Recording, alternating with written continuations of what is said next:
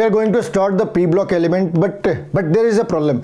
NTA has made multiple changes in the P block elements, so we need to tailor the topic for the better digestibility. So I am going to break the chapter into 4 or 5 videos. In the first 2 videos, the focus will be on the physical property of elements as well as the compounds, whereas the remaining 2 or 3 video will focus on the structure, geometry, or on the chemical and physical properties of the elements or compound that has been mentioned in the NTA syllabus. Videos will be focused to provide you the better clarity of the concept, or we can say to the micro concept level. And purpose is very clear: how to decode the monotonous data.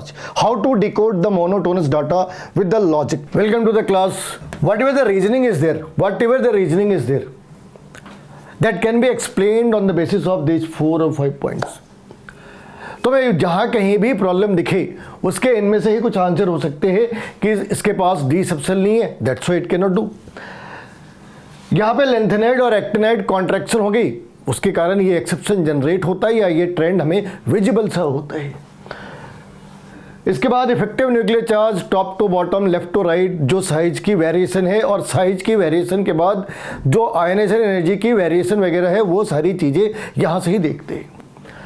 Last के अंदर inert pair effect है, इसके बड़े सारे implications हो सकते हैं। तो ये इन 4 पॉइंट्स के बाद जो चीज़ें बच जाती है, इनके बाद जो चीज़ें बच जाती है वो है स्ट्रक्चर, जो इस वाली वीडियो के अंदर डिस्कस नहीं कर रहे। स्ट्रक्चर का पार्ट इस वाली वीडियो के अंदर डिस्कस नहीं कर रहे, इसे छोड़कर बाकी सारी चीज़ें डिस्कस करने जा रहे हैं। तो करना क्या है, मोडस ऑपरेंडी क्या है, एनसीईआरटी के अंदर जो डाटा दे रखे हैं ना, वो एक रूल है, आपका बेटा गलत हो सकता मगर डाटा गलत नहीं हो सकता, है ना। बेटा गलत हो सकता मगर डाटा गलत नहीं हो सकता। तो हमें डाटा को एनालाइज करना है।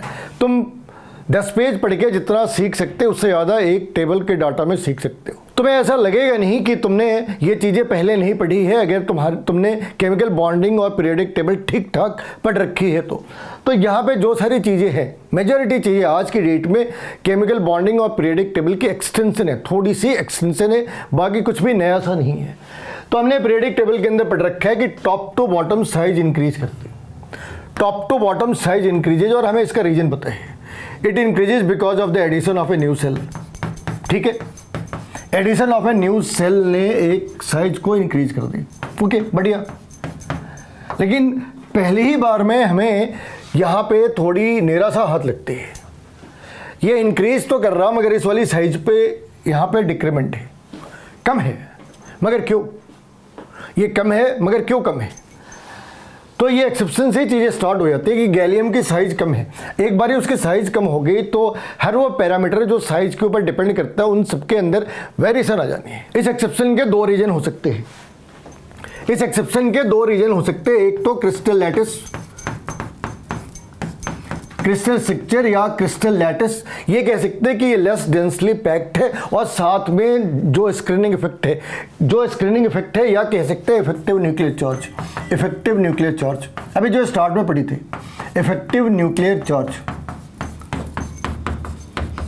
मगर इनका रिलेशन क्या है, इस वाली साइड पे तुम देखोगे यहाँ तक ये पहली बार डी सबसेल आ रही, ये पहली बार डी सबसेल आ रही इतनी सारी जगहों पे। और इस डी सबसेल ने क्या करा, इस डी सबसेल ने क्या करा, इसने क्या करा कि जो प्रोटॉन्स हैं, जो न्यूक्लियस है उससे डोमिनेट कर रखा है, और अगर न्यूक्लियस डोमिनेट है तो इसके आउटर मोस्ट इलेक्ट्रॉन के ऊपर में जो P1 है उसे काफ़ी इफेक्टिवली अपने अंदर की साइड पे ड्रैग कर सकती है, अंदर की साइड पे खींच सकती है। और अगर उसने अंदर की साइड पे फोर्स लगाई, इफेक्टिव फोर्स लगाई, there should be a contraction in the size, and this contraction in the size is visible, very much visible in the case of gallium. लेकिन ये कॉन्ट्रैक्शन यहाँ पे नहीं होती, क्योंकि यहाँ पे P के अंदर 2 इलेक्ट्रॉन आ गए, 3, 4, 5 और 6। तो पहले इलेक्ट्रॉन के ऊपर ये जो ड्रैग है ये इतना ज़्यादा विजिबल होता कि वो चीज़ें साइज के अंदर दिख जाती। अगली बार ये इफेक्ट, ये ड्रैग इतनी ज़्यादा विजिबल नहीं होगी, लेकिन नहीं है ऐसा भी नहीं है। अब यहाँ पे देखो, अगर हम दूसरी साइड में देख लें तो इस वाली साइड में 77 से 118 और यहाँ पे 118 से 122 थोड़ी इंक्रीमेंट हो रही है। इस वाली केस में क्या है, इस वाली केस में डिक्रीज करी, मगर इस वाली केस में चलो इसने डिक्रीज नहीं करा, मगर इतनी भी इंक्रीमेंट नहीं जितनी इंक्रीमेंट यहाँ से यहाँ पे या यहाँ से यहाँ पे है। यह चीज़ तो मैं यहाँ पे दिख जानी है। इस वाली केस में भी यहाँ पे जो इंक्रीमेंट है और यहाँ पे जो इंक्रीमेंट है, इनके बीच के इंक्रीमेंट उसके कॉम्परेटिवली कम है। तो इफेक्ट तो यहाँ से आगे भी कैरी फॉरवर्ड हो रही, मगर उसकी विजिबिलिटी इतनी कम है जो डाटा के अंदर कोई एक्सेप्शन क्रिएट नहीं करती। पहली बार ये विजिबिलिटी इतनी ज़्यादा है, ये इम्पैक्ट इतना असरदार है, ये इतना इम्पैक्ट ज़्यादा है कि इसने यहाँ पे साइज़ को डिक्रीज कर दी। तो ये जो डिक्रीमेंट है साइज में वो विजिबल है, मगर आगे ऐसा नहीं कि जो इफेक्टिव न्यूक्लियर चार्ज है उसकी इम्पैक्ट खत्म हो गई, मगर वो इम्पैक्ट उसके साइज में कॉन्ट्रैक्शन लेकर नहीं आती। तो इसका तुम्हें ध्यान रखना है। यहाँ पे तुम्हें स्टार्ट के अंदर दिखेगा इस वाली साइड पे कि यहाँ पे आयनिक रेडियस इंक्रीज करते करते वापस डिक्रीज कर रही, मगर ये कोई एक्सेप्शन नहीं है। तुम्हें इस चीज़ का ध्यान रखना होगा कि स्टार्ट के अंदर हमने N3 नेगेटिव की बात करी, P3 नेगेटिव की बात करी, लेकिन नीचे आकर Bi3 पॉजिटिव की बात करी। यानी ऊपर हम एनायन के बारे में बातें कर रहे और नीचे कैटायन के बारे में बातें करी। तो ये तो बाय डिफ़ॉल्ट है, ये तो बाय डिफ़ॉल्ट है कि anions are larger in the size than cations. तो यहाँ पे इस चीज़ का ध्यान रखना है कि तुम्हें कभी ऐसा दिखे कि ये एक एबनॉर्मल सी बात है, तो यहाँ पे ऑक्सीडेशन नंबर का भी ध्यान रखना है। जब हम अगली केस में आते हैं, यहाँ भी उसी तरीके का ट्रेंड है, top to bottom size increase कर रही, क्योंकि we are getting a new cell at every period. तो यहाँ पे हर बार एक नई पीरियड के साथ एक नई सेल एक नई पीरियड के अंदर आती और साइज के अंदर इंक्रीमेंट है। यहाँ भी कुछ ऐसा ही है 64 से 133 तक। तुम ये देख सकते हैं कि स्टार्ट में अगर हम इसे 2 से मल्टीप्लाई कर दें तो ये करीब करीब इतनी हो जानी है। अगर तुम यहाँ पे 2 से मल्टीप्लाई करोगे, 2 से मल्टीप्लाई करने से ज़्यादा है। यहाँ पे जो इंक्रीमेंट है 2 से मल्टीप्लाई करने से ज़्यादा है, यहाँ पे भी ये इंक्रीमेंट ऑलमोस्ट 2 टाइम से ज़्यादा है, लेकिन ये गैप थोड़ी ज़्यादा है, ये गैप थोड़ी कम है। आगे जब तुम जाओ तो ये गैप और भी रिड्यूस हो जानी है 120 से 220 के बीच। तो ये तो 2 टाइम से भी कम है। लेकिन हम इस वाली रेडियाई को इनके साथ कंपेयर नहीं करते, क्योंकि यहां तक कोवेलेंट रेडियाई है और इसे वान डेर वाल रेडियाई होना है, इसे वान डेर वाल रेडियाई होना है। वान डेर वाल रेडियाई और कोवेलेंट रेडियाई में एक बेसिक डिफरेंस ये है कि अगर हमने मान लो इस तरीके से चीज़ों को रखे ऐसे, एक और कॉम्बिनेशन हो सकती है, एक दूसरा तरीका हो सकता है इसे ऐसे रखने का, और एक और भी तरीका हो सकता है ऐसे रखने का। यहां पे ये दोनों बिल्कुल एक दूसरे के से टच कर रहे हैं, तो ये आयनिक रेडियाई कह सकते हैं, मेटेलिक रेडियाई कह सकते हैं। इसे तुम आयनिक कह सकते हो, मेटेलिक कह सकते हो। इस वाले केस में ओवरलैपिंग है, ये कोवेलेंट रेडियाई है, और इस वाले केस में कोई ओवरलैपिंग नहीं है, बल्कि बीच का एक जोन है। तो कह सकते हैं it's a bond between non bonded atom, bond between non bonded atom.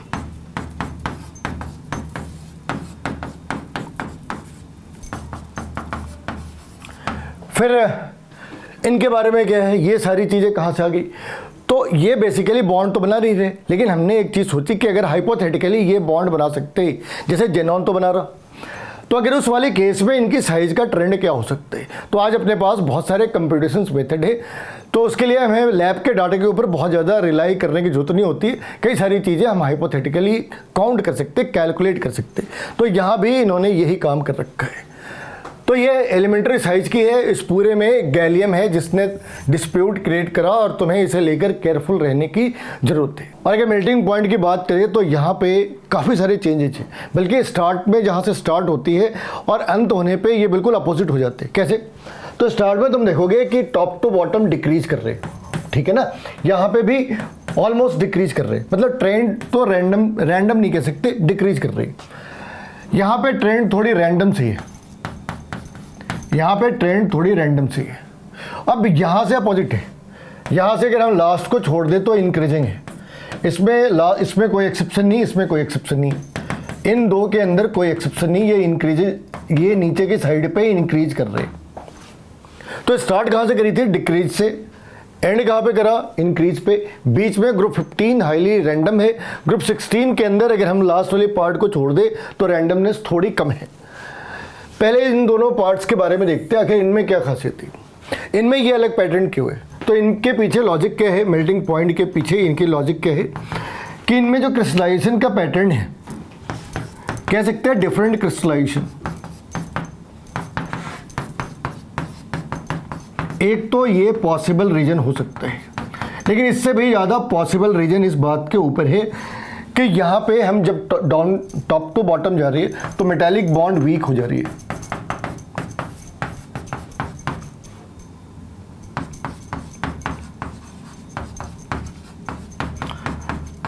तुमने फाजन्स रूल के अंदर पढ़ा होगा कि अगर 8 इलेक्ट्रॉन है तो स्ट्रॉन्गर मेटेलिक कैरेक्टर है, 18 इलेक्ट्रॉन है वैलेंस, अगर पेनल्टी सेल के अंदर 18 इलेक्ट्रॉन है तो उसकी मेटेलिक कैरेक्टर कम है। तो हम जब टॉप टू बॉटम जा रहे हैं तो उसकी जो नंबर ऑफ इलेक्ट्रॉन्स है वो उसकी मेटेलिक कैरेक्टर को डिक्रीज करने की टेंडेंसी रखते हैं। कम से कम मेटेलिक कैरेक्टर डिक्रीज ना भी हो तो ये जरूर हो सकता है कि उसकी जो बॉन्ड बनाने की टेंडेंसी है, जो स्ट्रेंथ है, वो भी डिक्रीज कर जाती है। तो यहाँ सारे मेटल्स हैं तो हम मेटेलिक बॉन्ड की स्ट्रेंथ मेजर करते हैं। यहाँ भी ऐसा ही है, यहाँ भी ऐसा ही है कि सारे मेटल्स हैं, हम उनकी बॉन्ड, हम उनकी चीज़ों को मेजर कर रहे हैं। यहाँ पे तुम एक्सेप्शन देखोगे इन दो जगहों पे, दोनों जो लास्ट के एलिमेंट हैं वहाँ पे एक्सेप्शन है। टॉप टू बॉटम डिक्रीज कर रही तो फिर इसने इंक्रीज कैसे करा, इसने इंक्रीज कैसे करा? मोमेंट्री इंक्रीज करा हो मगर करा तो है ना, मोमेंट्री इंक्रीज करा हो मगर करा तो है। तो हम लोगों ने पीछे क्या डिस्कस करा था? D block contraction. D block के अंदर जो कॉन्ट्रैक्शन है, जो शिल्डिंग इफेक्ट है, जो इफेक्टिव न्यूक्लियर चार्ज है, उसका इम्पैक्ट पहले एलिमेंट के ऊपर मैक्सिमम है, दूसरे एलिमेंट के ऊपर कम है और आगे की साइड पे दिखता भी नहीं।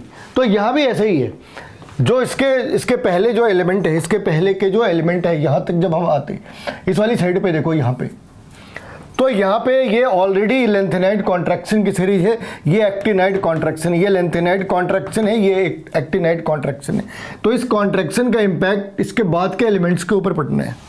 तो यहाँ पे उस कॉन्ट्रैक्शन के कारण, क्योंकि वो पहले से कॉन्ट्रैक्ट हो रखा है, प्रोटॉन्स ज़्यादा है, न्यूक्लियस ज़्यादा डोमिनेटिंग है, तो इसने इलेक्ट्रॉन को टाइटली हेल्ड करा हुआ है, इसके कारण ये एक्सेप्शनल बिहेवियर तुम्हें देखने को मिल रही है।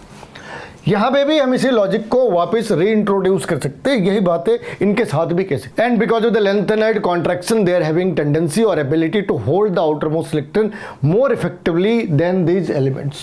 सो we came to a conclusion that in these two they are decreasing from top to bottom. Exception is at the bottom and it is basically because of the lengthenide contraction. Now come to this part. From here to here you will see that initially it's a gas and later it becomes solid. In this case we will see solid, liquid and gas. Start हमने करा gas से, फिर liquid और फिर solid. जो group 15 है इसके अंदर मेटल, नॉन मेटल और मेटोलाइट तीनों के तीनों हैं। तो यहाँ पे ये जो बेसिक प्रॉब्लम आती है वो स्टार्ट ही करते हैं गैसेस एलिमेंट से। तो अगर गैसेस एलिमेंट है तो उसकी मेल्टिंग पॉइंट ऑब्वियस सी बात है कम होगी। अब अगर ये गैसेस एलिमेंट है तो हम जैसे जैसे नीचे की साइड पे जा रहे हैं वान डर वाल फोर्स इंक्रीज कर रही है, वान डर वाल फोर्स इंक्रीज कर रही है। जैसे जैसे नीचे की साइड पे जा रहे हैं वान डर वाल फोर्स इंक्रीजेज।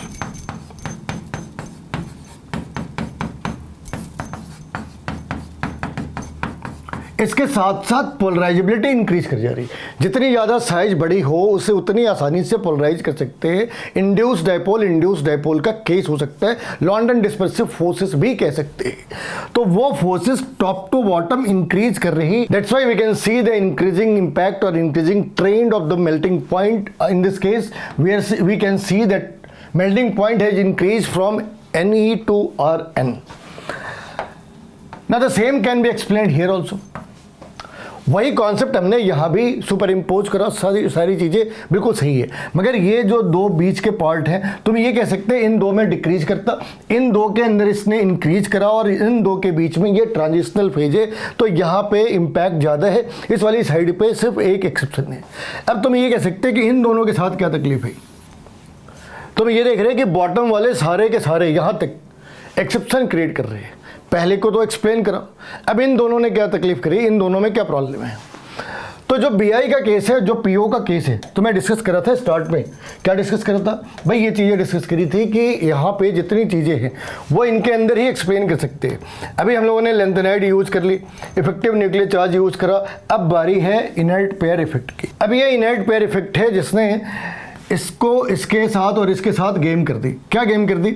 जहाँ Sb 5 बॉन्ड्स बना सकती है, 5 बॉन्ड्स, वहाँ पे Bi की टेंडेंसी 3 बॉन्ड्स बनाने की है। तो अगर आप बॉन्ड ही कम बना रहे हैं तो क्राउडिंग भी कम है, और अगर क्राउडिंग कम है तो मेल्टिंग पॉइंट भी कम हो जानी है। आप जिन कंपाउंड्स के साथ बॉन्ड बनाने की टेंडेंसी रखते हैं वो टेंडेंसी 5 की जगह 3 बॉन्ड्स बनाने की है, तो आपकी मेल्टिंग पॉइंट भी डिक्रीज करेगी। And the same explanation is equally valid for PO। तो ये इनके मेल्टिंग पॉइंट का पंगा है, ये इनके मेल्टिंग पॉइंट का पंगा है। तुम यहाँ पे देखोगे ये जो पार्ट्स लिख रखे हैं ये एलोट्रॉपिक पार्ट्स है, यानी कि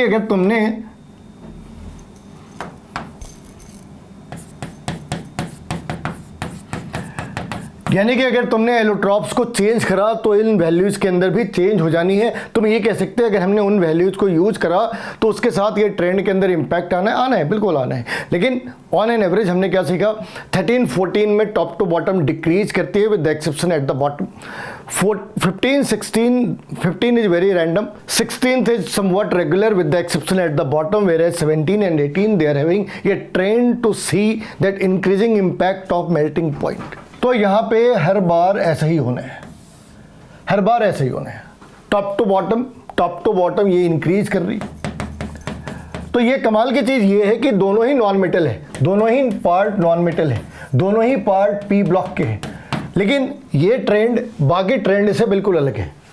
अब क्या होता है जब तुम रट्टा मारते ना P ब्लॉक में टॉप टू बॉटम, तो तुमने उसे जनरलाइज कर रखा है भाई, यहाँ पे ये दोनों थोड़े S कैरेक्टर जैसे मिलते हैं, S ब्लॉक एलिमेंट जैसी कैरेक्टरिस्टिक है इनकी, और इनकी कैरेक्टरिस्टिक जो है वो नॉन मेटल जैसी है।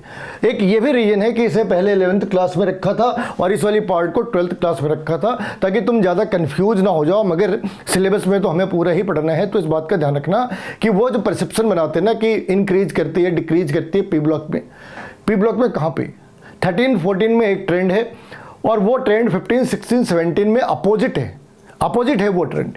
तो इसका तुम्हें ध्यान रखना है कि जो ट्रेंड 13-14 में है 14-15 में वो बिल्कुल रिवर्स हो जाते हैं, सो बी केयरफुल। तो यहाँ पे इस वाली साइड पे अगर तुम ये कह सकते हैं कि फिर BI और PO के साथ क्या तकलीफ होगी, इन्होंने इस बार के एक्सेप्शनल बिहेवियर शो करा। तो यहाँ पे एक लॉजिक बहुत सिंपल सी ये हो जाती कि हम जब टॉप टू बॉटम आते हैं तो यहाँ पे एक मेटालिक बॉन्ड जिसे हम इलेक्ट्रॉन C थियरी कहते हैं, इलेक्ट्रॉन C थियरी। तो तुमने इलेक्ट्रॉन C थियरी में पढ़ा होगा कि वहाँ पे ये इस तरीके से इलेक्ट्रॉन है और ये इसके कैटायनिक पार्ट्स हैं।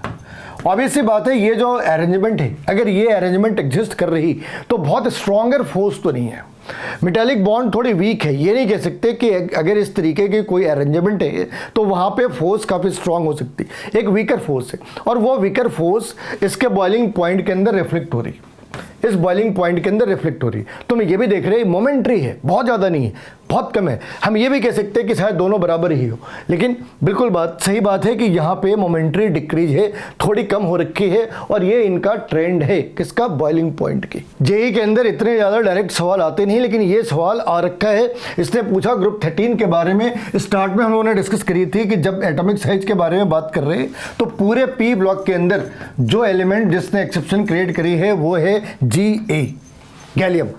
तो यहाँ पे सबसे छोटा साइज किसका है, बेरियम का, नेक्स्ट है गैलियम का, और उसके बाद चीज़ें अपने जो सीक्वेंस होनी चाहिए उस सीक्वेंस के अकॉर्डिंग है, उस सीक्वेंस के अकॉर्डिंग है। जो हम लोगों ने डाटा चेक करा था वो डाटा भी इसी बात को एंडोज करते हैं। यहाँ पे देखो सबसे स्मॉलेस्ट कौन सी है, 88, नेक्स्ट इज 135, और फिर ये सीक्वेंस है एल्यूमिनियम, इंडियम और थैलियम। तो आंसर क्या है भाई, इस वाली केस में आंसर क्या है, आंसर है ऑप्शन नंबर 4। इस वाली केस में आंसर क्या है, ऑप्शन नंबर 4। तो जनरली वो एक टॉपिक के ऊपर सिर्फ एक टॉपिक को कलेक्ट करके सवाल नहीं पूछते, लेकिन अगर पूछ लिया तो इस तरीके के सवाल आते हैं।